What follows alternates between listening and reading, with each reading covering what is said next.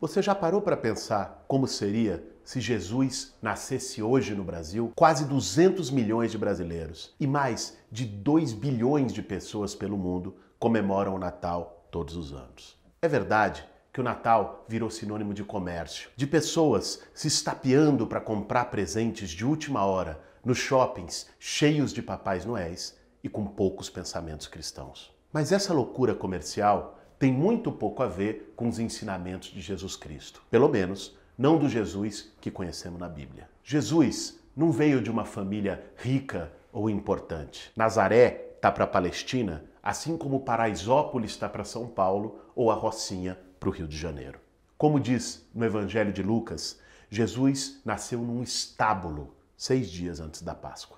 O estábulo não pertencia a José e a Maria. Eles estavam lá porque não tinham nenhum outro lugar para ir. Sim, é verdade. Jesus, como milhares de outras crianças, nasceu sem teto. Quantos juízes no Brasil de hoje não mandariam despejar a família, mesmo com a mãe grávida? Desde que nasceu, Jesus foi perseguido pelos governantes, como se fosse um criminoso. As escrituras contam que o rei da época mandou matar todas as crianças com menos de 2 anos nos arredores de Belém, com medo da chegada do Filho de Deus. Você pode estar pensando, mas o governo mandava matar crianças? Que horror! Pois é, no Rio de Janeiro, pelo menos 6 crianças foram mortas durante ações policiais em favelas. Uma delas, Agatha Félix, de 6 anos, que morreu com um tiro de fuzil nas costas. Em São Paulo, a vítima mais jovem do massacre de Paraisópolis foi um menino de apenas 14 anos. Jesus dedicou toda a sua vida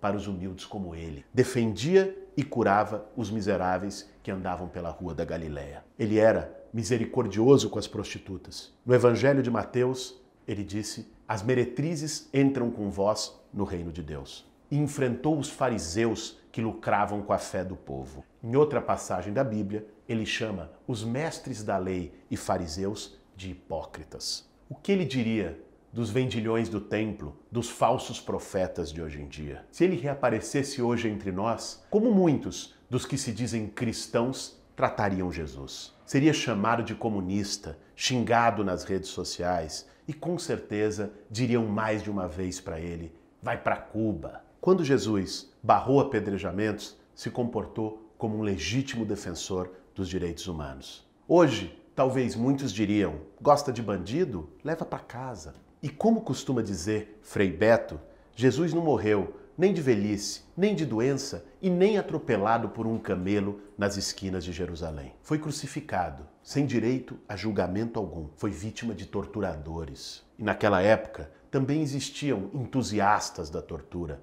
que aplaudiram a sua morte de pé. Jesus teve esse destino justamente porque ousou enfrentar os poderosos, enfrentar os preconceitos e defender a igualdade entre todos. O Evangelho de Mateus conta que certa vez Jesus disse: "É mais fácil um camelo passar pelo buraco de uma agulha do que um rico entrar no reino de Deus."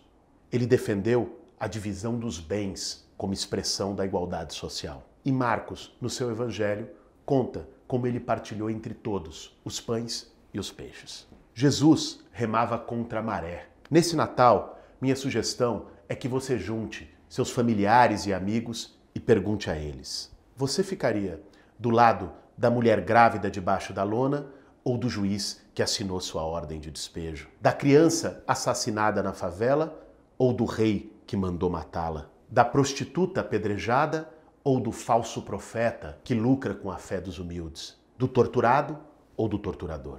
Milhares de brasileiros sofrem hoje as mesmas injustiças que Jesus sofreu. De nada adianta se dizer cristão e negar seus ensinamentos. De nada adianta ir na missa ou no culto aos domingos e ser insensível com a dor dos outros. Nesse Natal, eu te desejo muita solidariedade e muito amor, mas sem hipocrisia, né? Para fazer um bom café, meu bem.